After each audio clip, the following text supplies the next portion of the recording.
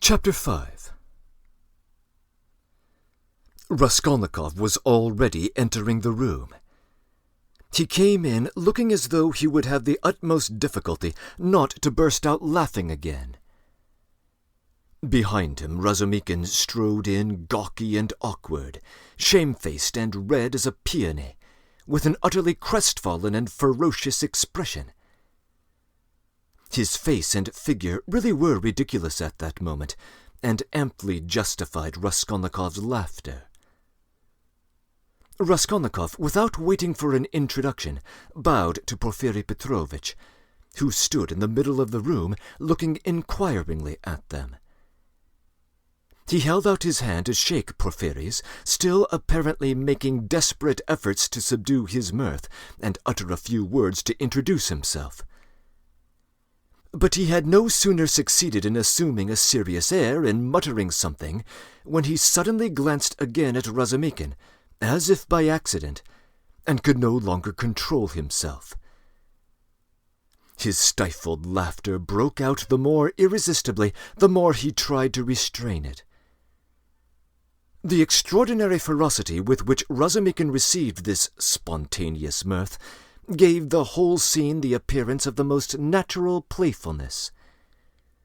Razumikin strengthened this impression as if on purpose. "Idiot! You fiend!" he roared, waving his arm, which at once struck a little round table with an empty tea-glass on it. Everything was sent flying and crashing. "But why break chairs, gentlemen? You know it's a loss to the crown," Porfiri Petrovitch quoted gaily. Raskolnikov was still laughing, with his hand in Porfiri Petrovitch's, but anxious not to overdo it, waited for the right moment to put a natural end to it. Razumikin, completely confused by upsetting the table and smashing the glass, gazed gloomily at the fragments, swore and turned sharply to the window, where he stood looking out with his back to the company with a fierce frown, seeing nothing. Porfiri Petrovitch laughed and was ready to go on laughing, but was obviously looking for explanations. Zametov had been sitting in the corner, but he got up when the visitors came in and was standing in expectation with a smile on his lips, though he looked with surprise and even it seemed incredulity at the whole scene, and at Raskolnikov with a certain embarrassment. Zametov's unexpected presence struck Raskolnikov unpleasantly. "I've got to consider that," he thought.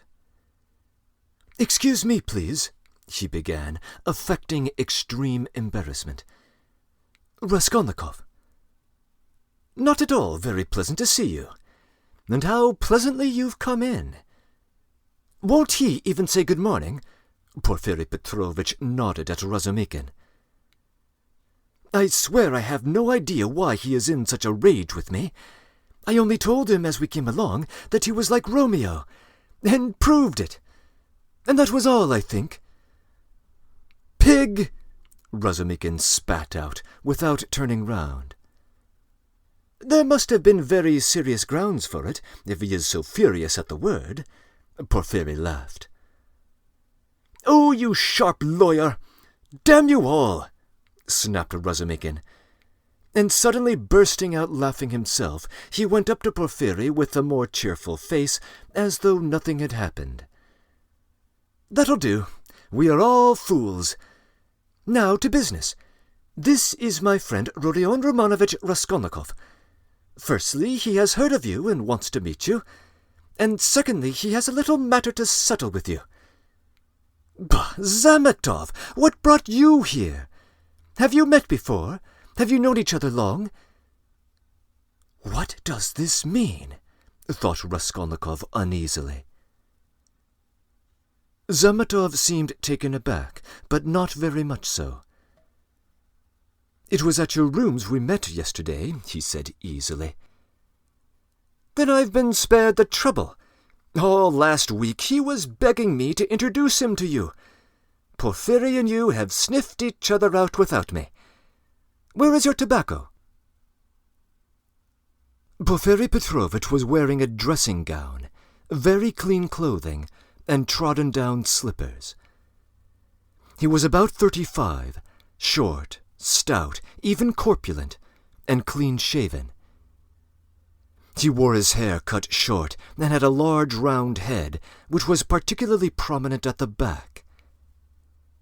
His soft, round, rather snub-nosed face was of a sickly yellowish color, but it also had a vigorous and rather ironical expression. It would have been good-natured, except for a look in the eyes, which shone with a watery, sentimental light under almost white, blinking eyelashes. The expression of those eyes was strangely out of keeping with his somewhat womanish figure, and gave it something far more serious than could be guessed at first sight. As soon as Porfiry Petrovitch heard that his visitor had a little matter to settle with him, he begged him to sit down on the sofa, and sat down himself on the other end, waiting for him to explain his business, with that careful and over-serious attention which is at once oppressive and embarrassing, especially to a stranger, and especially if what you are discussing is in your opinion of far too little importance for such exceptional solemnity. But in brief and coherent phrases Raskolnikov explained his business clearly and exactly, and was so satisfied with himself that he even succeeded in taking a good look at Porfiry. Porfiry Petrovitch did not once take his eyes off him. Razumikin, sitting opposite at the same table, listened warmly and impatiently, looking from one to the other every moment with rather excessive interest. "Fool!" Raskolnikov swore to himself. "You have to give information to the police," Porfiry replied, with a most business-like air. "That having learnt of this incident, that is of the murder, you beg to inform the lawyer in charge of the case that such and such things belong to you, and that you wish to redeem them. But they will write to you." "That's just the point, that at the moment—" Raskolnikov tried his best to pretend to be embarrassed. "I don't quite have the funds, and even this tiny sum is beyond me.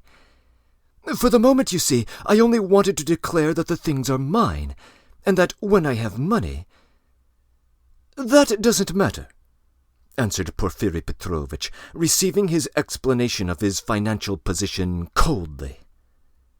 "But you can, if you prefer, write straight to me, to say that, having been informed of the matter, and claiming such and such as your property, you would like—" "On an ordinary sheet of paper?" Raskolnikov interrupted eagerly, again interested in the financial side of the question.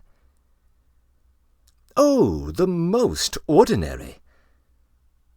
And suddenly Porfiry Petrovitch looked with obvious irony at him, screwing up his eyes as if he were winking at him. But perhaps it was Raskolnikov's imagination, since it all lasted for just a moment. There was certainly something of the sort. Raskolnikov could have sworn he winked at him, God knows why. "He knows!"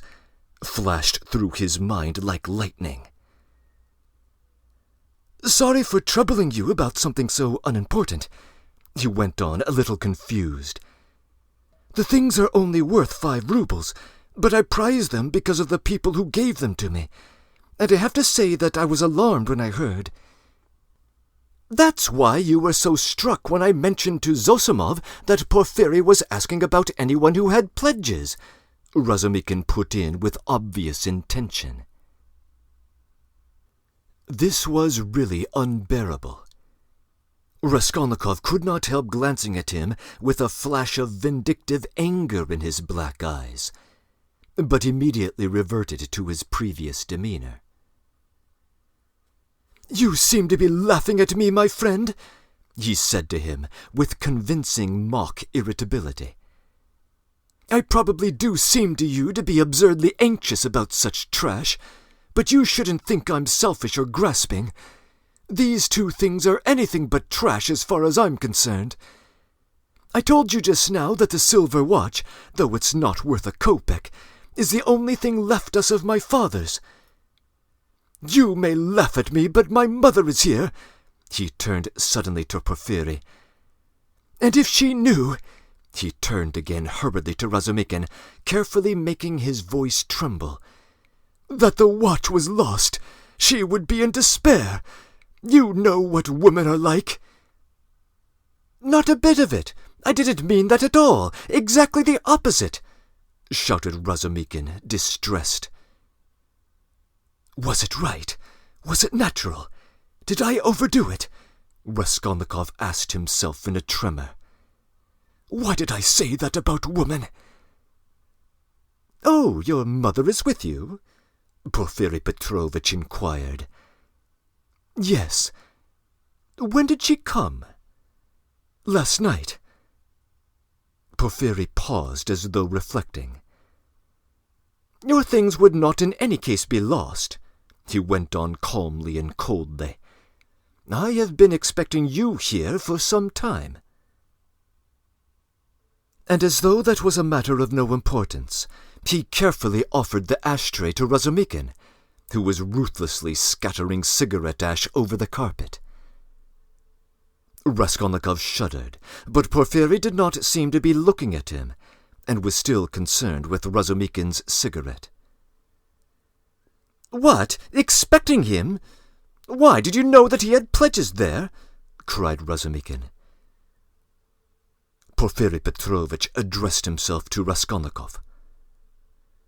Your things, the ring and the watch, were wrapped up together, and on the paper your name was legibly written in pencil, together with the date on which you left them with her. How observant you are! Raskolnikov smiled awkwardly, doing his very utmost to look him straight in the face. But he failed and suddenly added, I say that because I suppose there were quite a few pledges, that it must be difficult to remember them all. But you remember them all so clearly, and... Stupid! Feeble! He thought. Why did I add that? But we know all who had pledges, and you are the only one who hasn't come forward, Porfiry answered with hardly perceptible irony. I haven't been very well. I heard that too. I heard, in fact, that you were in great distress about something. You look pale still. I am not pale at all. No, I am well again, Raskolnikov snapped out rudely and angrily, completely changing his tone. His anger was mounting. He could not repress it. And in this angry mood I'll give myself away, flashed through his mind again. Why are they torturing me? Not very well, Razumikin caught him up. What next? He was unconscious and delirious all yesterday. Would you believe, Porfiry, as soon as our backs were turned, he got dressed, though he could hardly stand, and gave us the slip and went off on a spree somewhere till midnight, delirious all the time. Would you believe it? Extraordinary. Delirious? Really? Porfiry shook his head in a womanish way.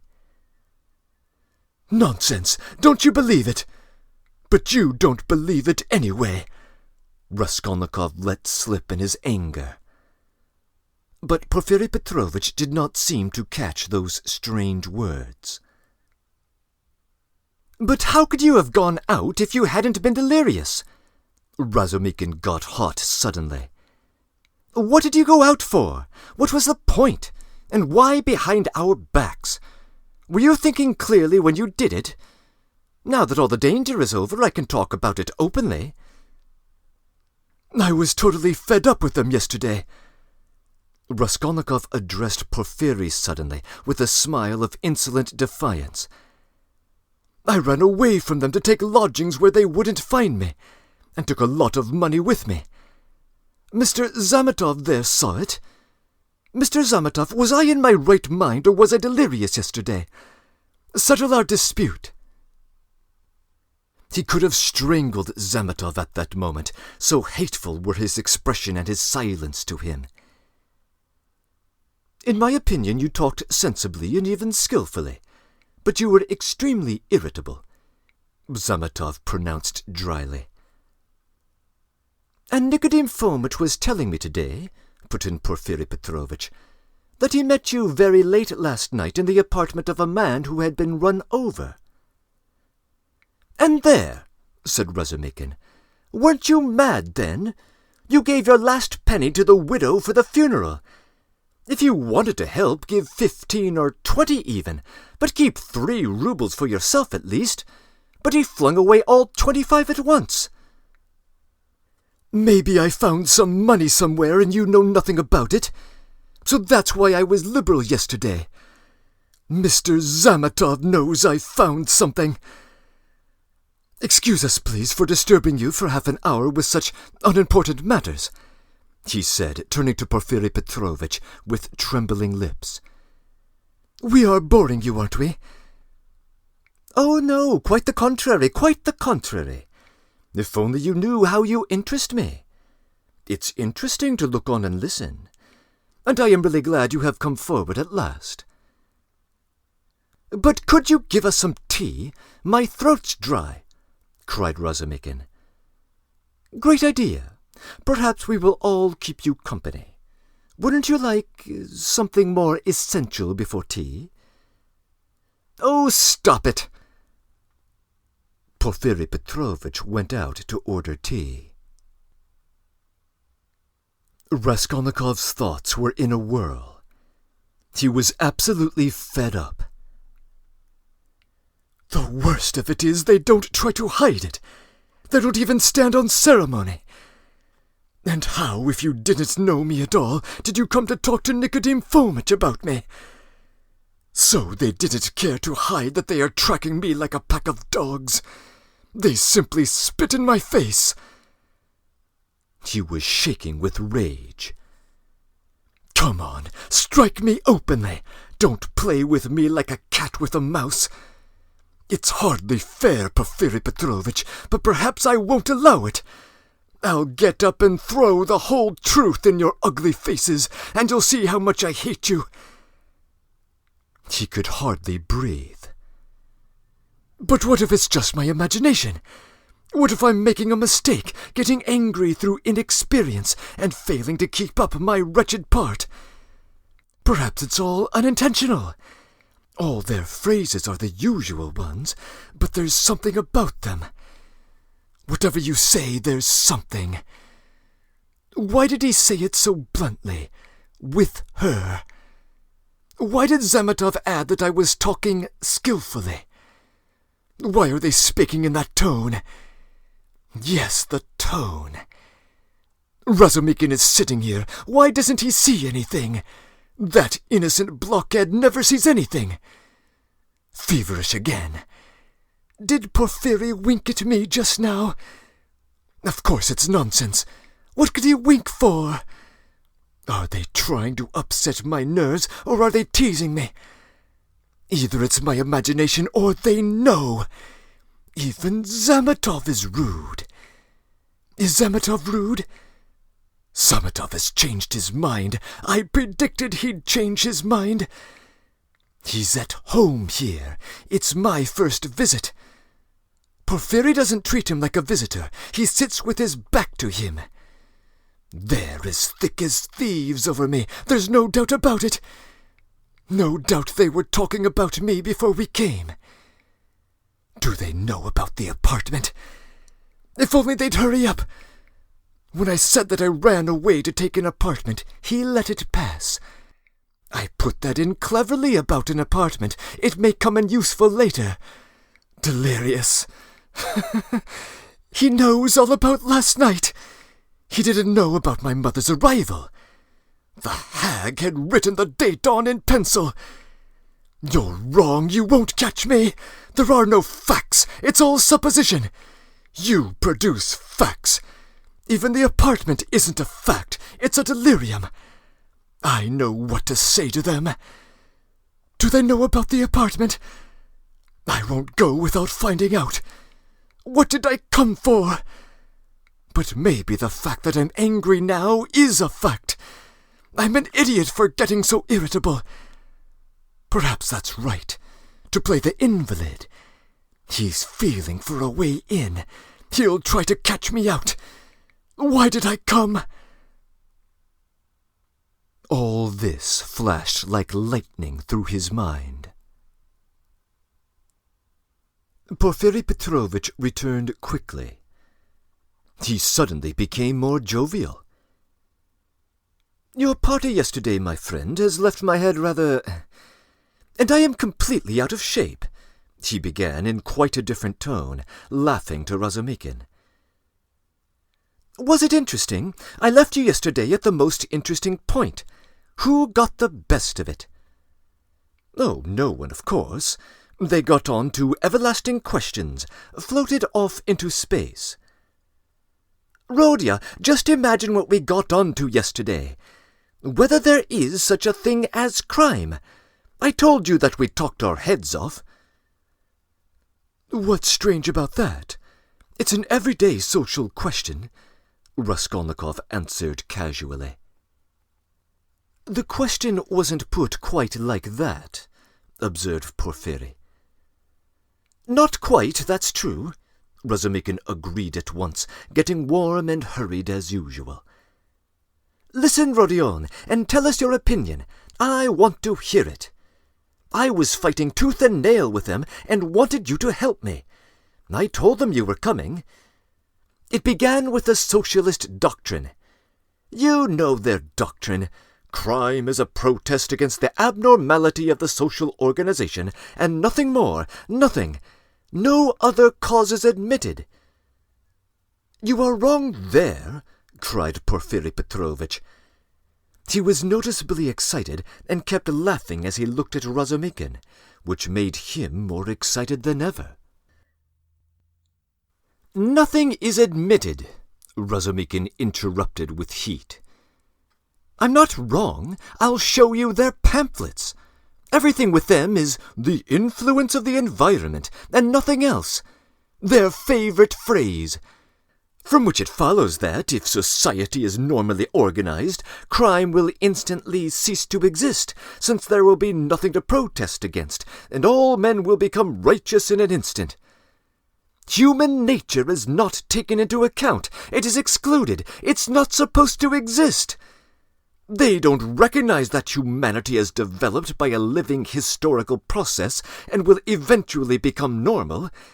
They believe that a social system that has come out of some mathematical brain is going to organize all of humanity at once and make it just and sinless in an instant, quicker than any living process. That's why they instinctively dislike history. Nothing but ugliness and stupidity in it, and they explain it all as stupidity. That's why they dislike the living process of life. They don't want a living soul. The living soul demands life. The soul won't obey the rules of mechanics. The soul is an object of suspicion. The soul is backward. But what they want, though it smells of death and can be made of rubber, is at least not alive, has no will, is servile, and won't revolt. And it comes in the end to their reducing everything to the building of walls and the planning of rooms and passages in a commune. The commune is ready, but human nature isn't ready for the commune. It needs life. It hasn't completed its vital process. It's too soon for the graveyard. You can't skip over nature by logic. Logic presupposes 3 possibilities, but there are millions. Cut away a million and reduce it all to a question of comfort. That's the easiest solution to the problem. It's seductively clear, and you mustn't think about it. That's the great thing. You mustn't think. The whole secret of life in 2 pages of print. Now he is off beating the drum. Catch hold of him, do, laughed Porfiri. Can you imagine? He turned to Raskolnikov. 6 people holding forth like that last night in one room, with punch as a preliminary. No, my friend, you are wrong. Environment accounts for a great deal in crime, I can tell you. Oh, I know it does, but just tell me. A man of 40 rapes a child of 10. Was it environment that drove him to it? Well, strictly speaking, it did, Porphyry observed with noteworthy gravity. A crime of that nature may be very well ascribed to the influence of the environment. Razumikin was almost in a frenzy. "Oh, if you like," he roared. "I'll prove to you that your white eyelashes may very well be ascribed to the church of Ivan the Great's being 250 feet high, and I will prove it clearly, exactly, progressively, and even with a liberal tendency. I will. Do you want to bet me on it?" "Done. Let's hear, please, how he will prove it." "He is always humbugging, confound him!" cried Razumikin, jumping up and gesticulating. "What's the use of talking to you? He does all that on purpose. You don't know him, Rodion. He took their side yesterday simply to make fools of them. And the things he said yesterday, and they were delighted. He can keep it up for a fortnight together. Last year he persuaded us that he was going into a monastery. He stuck to it for 2 months. Not long ago he took it into his head to declare he was going to get married, that he had everything ready for the wedding. He ordered new clothes, indeed.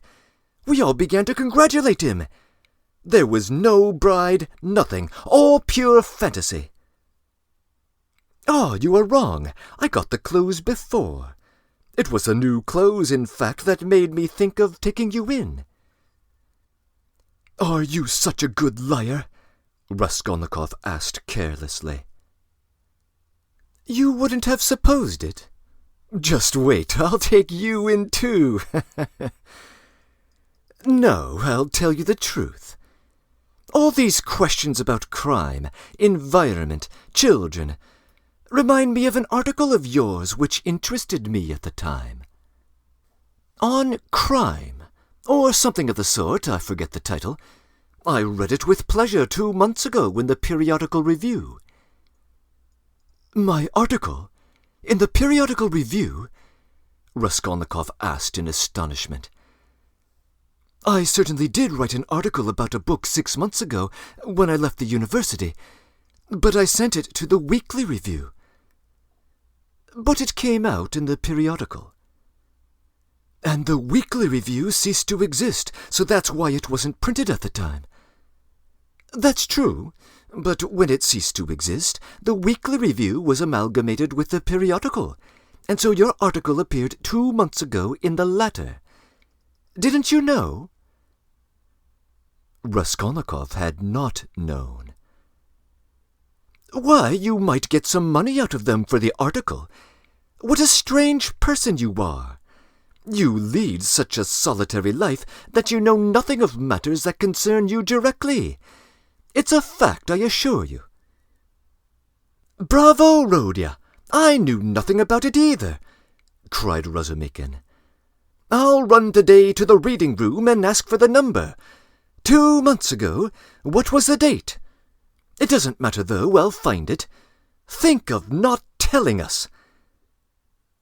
"How did you find out that the article was mine? It's only signed with an initial." "I only found out by chance the other day, through the editor. I know him. I was very interested.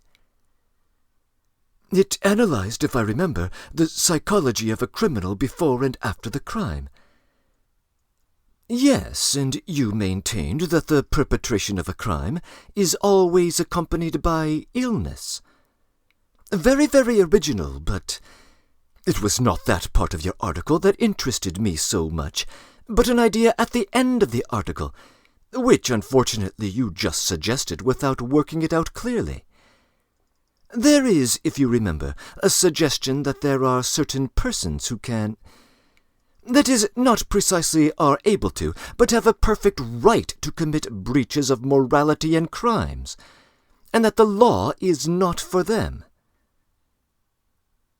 Raskolnikov smiled at the exaggerated and intentional distortion of his idea. What? What do you mean? A right to crime? But not because of the influence of their environment?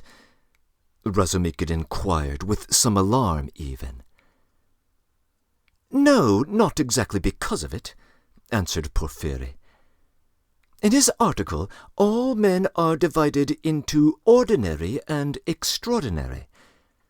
Ordinary men have to live in submission, have no right to transgress the law, because, don't you see, they are ordinary.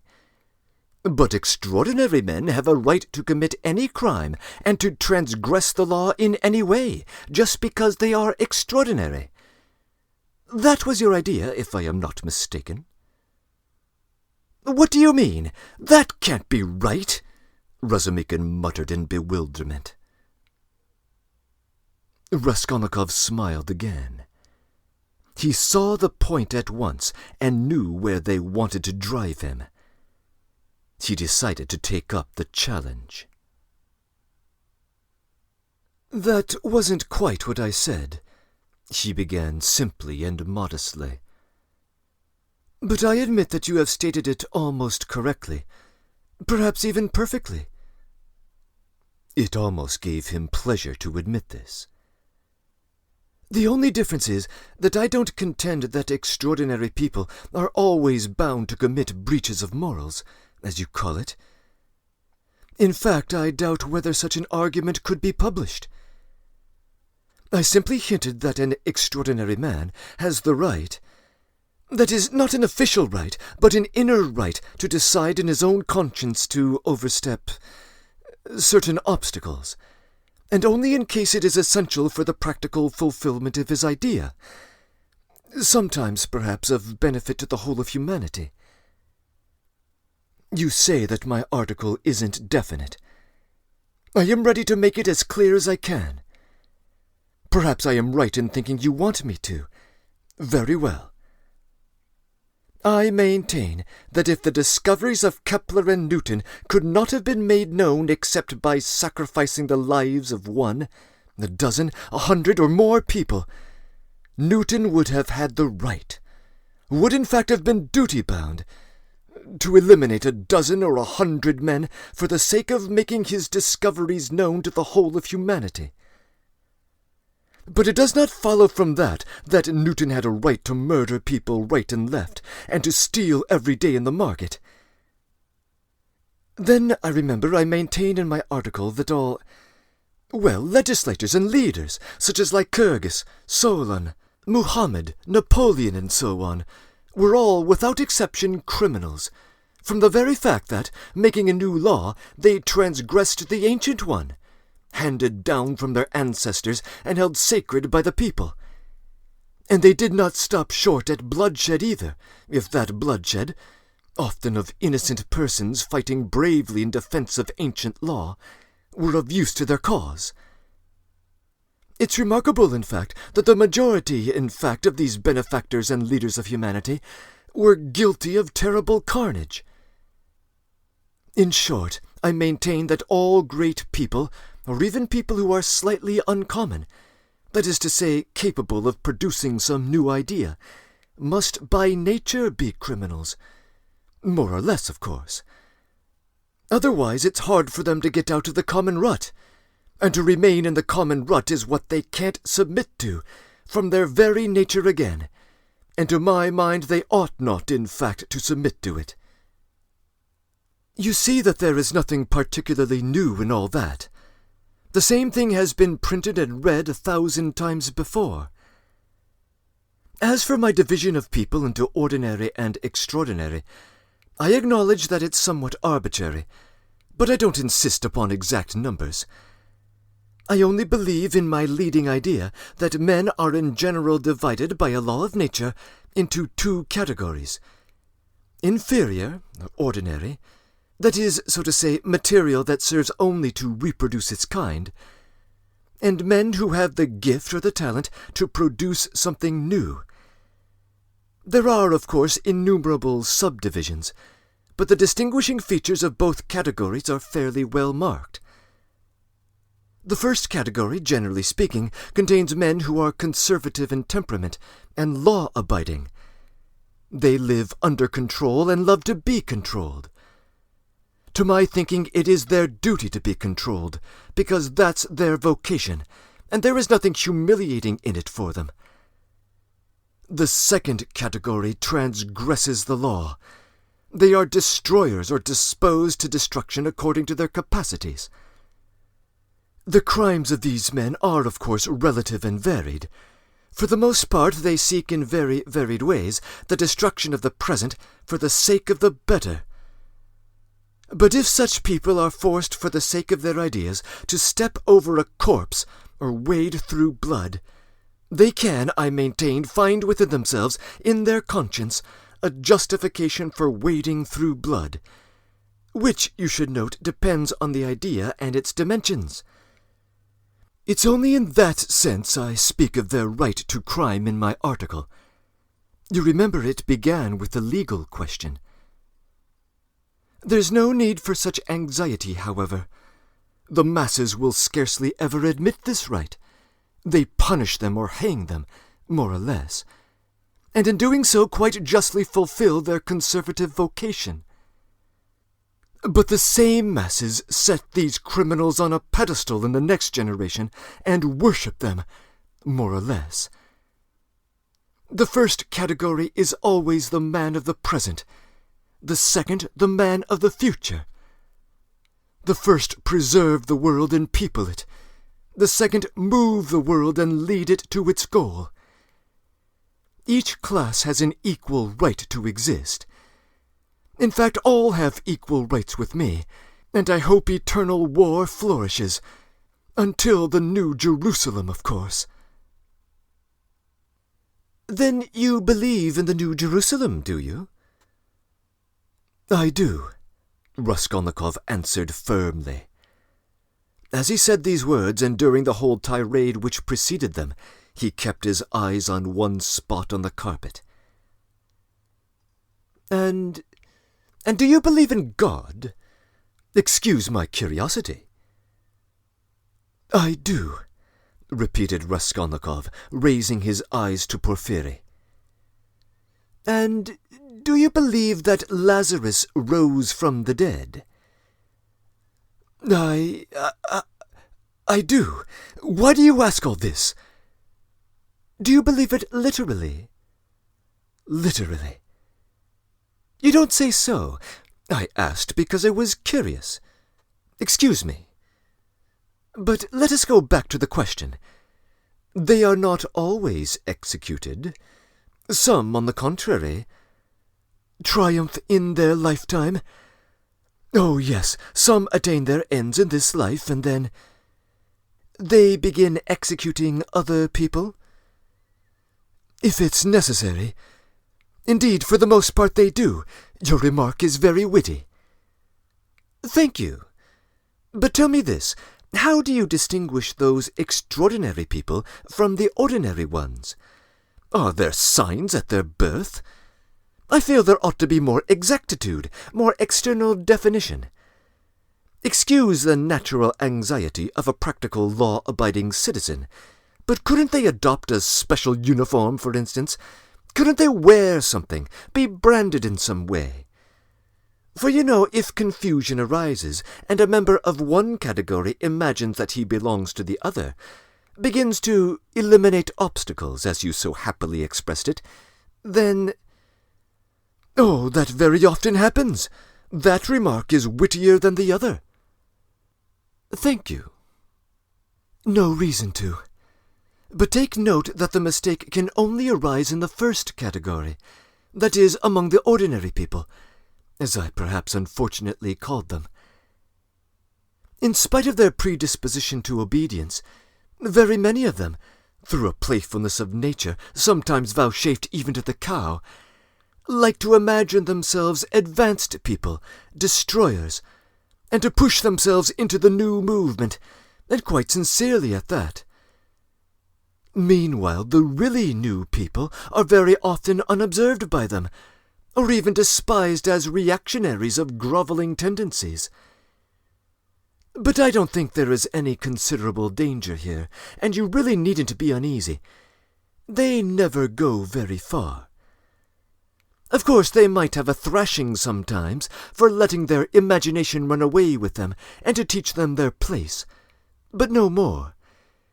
In fact, even this isn't necessary, as they chastise themselves because they are very conscientious.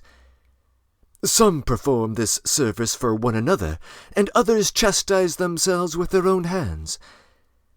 They will impose various public acts of penitence upon themselves with a beautiful and edifying effect.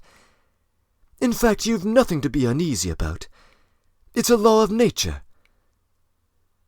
Well, you have certainly set my mind more at rest on that score. But there's another thing that worries me. Tell me, please, are there many people who have the right to kill others, these extraordinary people? I am ready to bow down to them, of course, but you must admit it's alarming if there are a great many of them, eh? Oh, you needn't worry about that either, Raskolnikov went on in the same tone.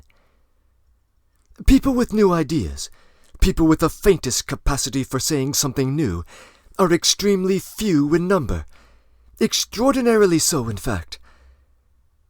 One thing only is clear, that the appearance of all these grades and subdivisions of men must follow with unfailing regularity some law of nature. That law, of course, is unknown at present, but I am convinced that it exists, and one day may become known. The vast mass of mankind is mere material, and only exists in order by some great effort, by some mysterious process, by some crossing of races and stocks, to bring into the world at last perhaps 1 man out of 1,000 with a spark of independence.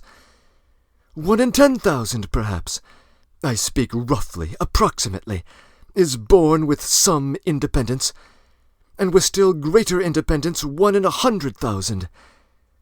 The man of genius is one of millions, and the great geniuses, the crown of humanity, appear on earth perhaps 1 in many thousand millions.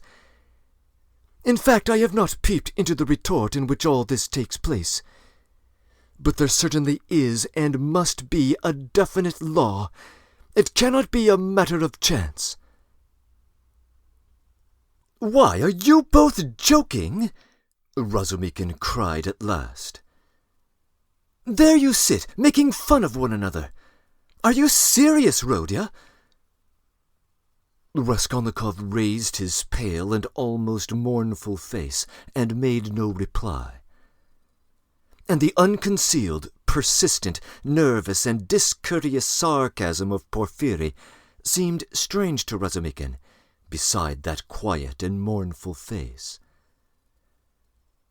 "Well, my friend, if you're really serious, you're right, of course, in saying that it's not new, that it's like what we've read and heard 1,000 times already. But what is really original in all this, and is exclusively your own, to my horror, is that you permit bloodshed in the name of conscience, and, excuse my saying so, with such fanaticism. That, I take it, is the point of your article. But that permission of bloodshed by conscience is, to my mind, more terrible than the official legal permission of bloodshed." "You are quite right. It is more terrible," Porfiry agreed. "Yes, you must have exaggerated. There is some mistake. I shall read it. You can't think that. I shall read it." "All that is not in the article. There's only a hint of it," said Raskolnikov. Yes. Porfiry couldn't sit still. "Your attitude to crime is pretty clear to me now, but excuse me for my impertinence. I am really ashamed to be worrying you like this. You see, you've removed my anxiety as to the 2 grades getting mixed, but there are various practical possibilities that make me uneasy. What if some man or youth imagines that he is a Lycurgus or Muhammad? A future one, of course. And suppose he begins to remove all obstacles. He has some great enterprise before him and needs money for it, and tries to get it. Do you see? Zametov gave a sudden guffaw in his corner. Raskolnikov did not even raise his eyes to him.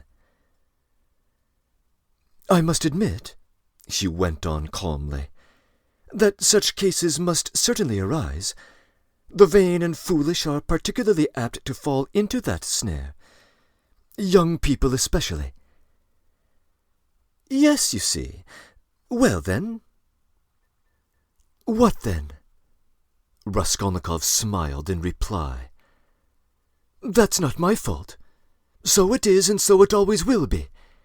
He said just now, he nodded at Razumikin, that I permit bloodshed. Society is too well protected by prisons, banishment, criminal investigators, penal servitude. There's no need to be uneasy. You have but to catch the thief.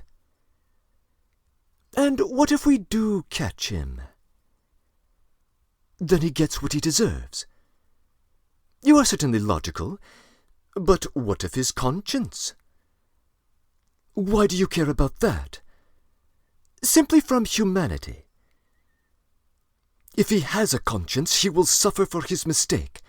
That will be his punishment, as well as the prison.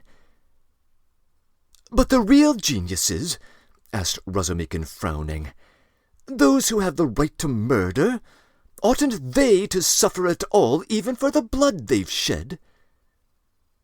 Why the word ought? It's not a matter of permission or prohibition. He will suffer if he is sorry for his victim. Pain and suffering are always inevitable for a large intelligence and a deep heart. The really great men must, I think, have great sadness on earth, he added dreamily, not in the tone of the conversation. He raised his eyes, looked earnestly at them all, smiled, and took his cap. He was too quiet by comparison with his manner at his entrance, and he felt this. Everyone got up. Well, you may abuse me, be angry with me if you like, Porfiri Petrovitch began again. But I can't resist. Allow me one little question. I know I am troubling you. There is just one little notion I want to express, simply that I may not forget it. Very good, tell me your little notion. Raskolnikov stood waiting, pale and grave before him. Well, you see, I really don't know how to express it properly. It's a playful, psychological idea. When you were writing your article, surely you couldn't have helped fancying yourself, just a little, an extraordinary man uttering a new word in your sense. That's so, isn't it? Quite possibly, Raskolnikov answered contemptuously. Razumikin made a movement. And if so, could you bring yourself in case of worldly difficulties and hardship, or for some service to humanity, to overstep obstacles, for instance, to rob and murder? And again he winked with his left eye and laughed noiselessly just as before.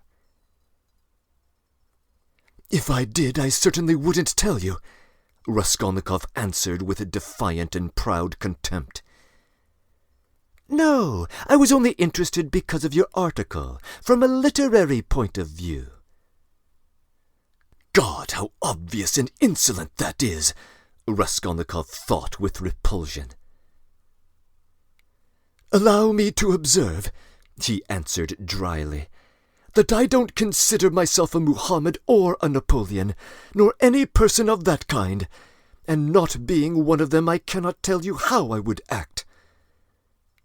"Oh, come, don't we all consider ourselves Napoleons now in Russia?"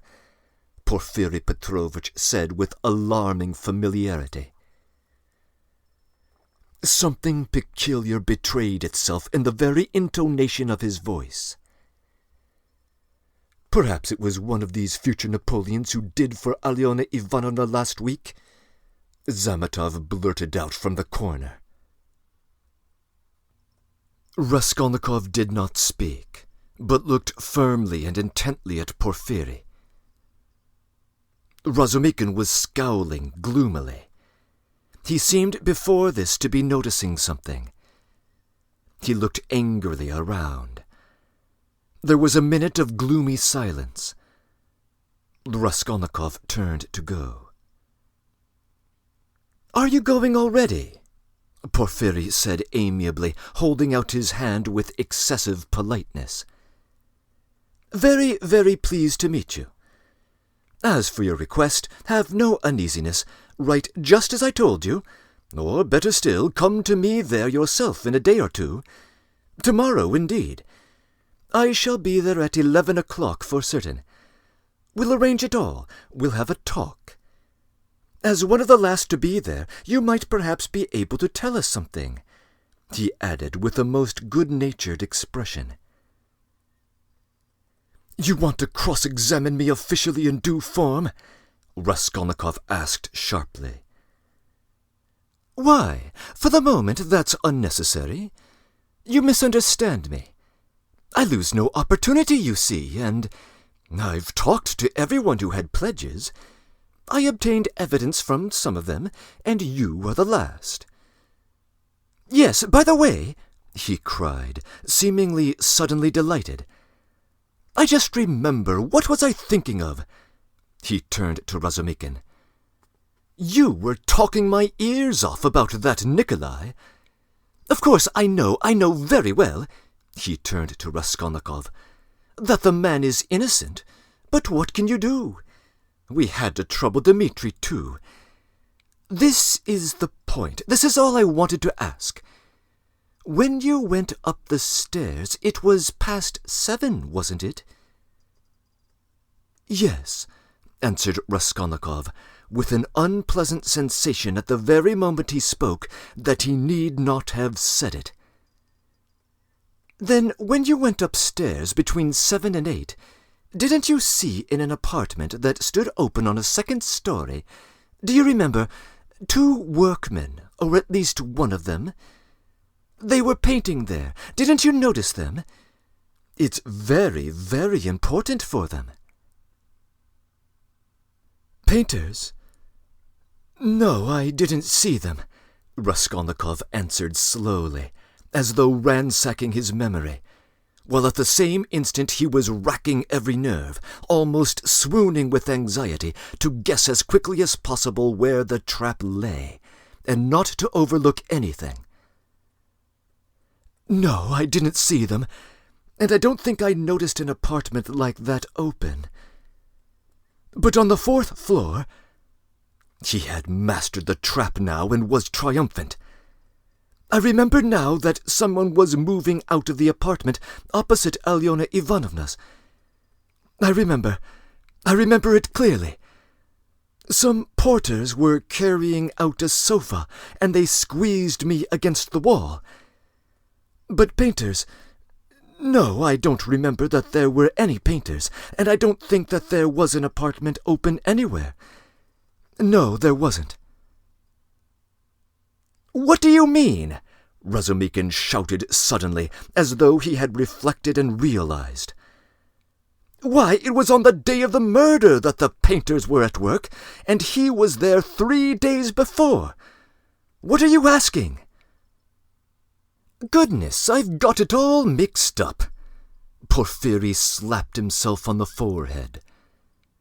"Damn this business, it's doing my head in," he said to Raskolnikov, somewhat apologetically. "It would be such a great thing for us to find out whether anyone had seen them between 7 and 8 at the apartment, so I fancied you could perhaps have told us something. I got it all muddled." "Then you should be more careful," Razumikin observed grimly. The last words were uttered in the passage. Porfiri Petrovitch saw them to the door with excessive politeness. They went out into the street, gloomy and sullen, and for some steps they did not say a word.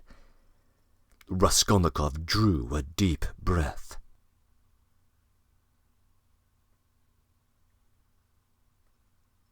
Breaking in. This chapter requires extended comment.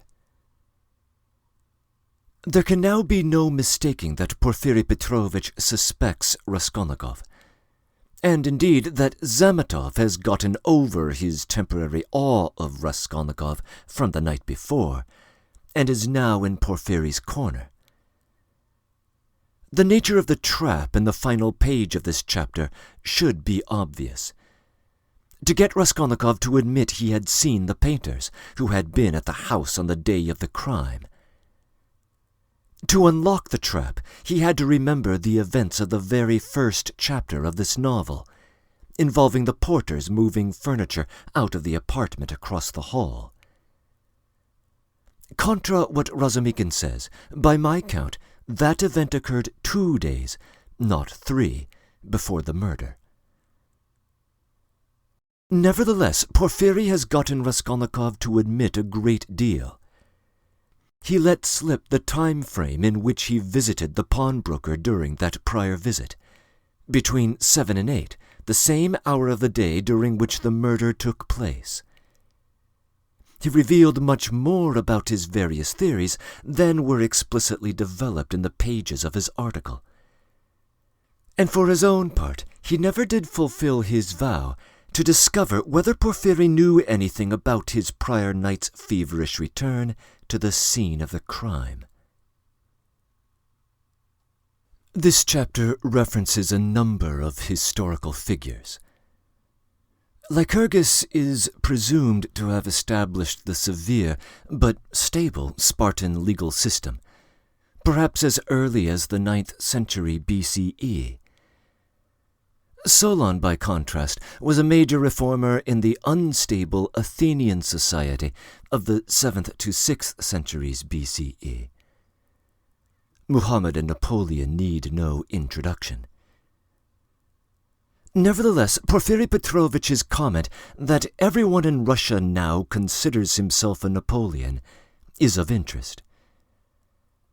Napoleon's invasion of Russia in 1812 cost the indifferent general 410,000 soldiers. The idea that someone could so callously throw away lives in pursuit of some political goal both horrified and fascinated Europeans during the 19th century. As noted in my introductory comments, by the 1860s, Russian radicals had become accustomed to contemplating political violence for the supposed greater good. Dostoevsky himself had rubbed shoulders with such radicals in the 1840s.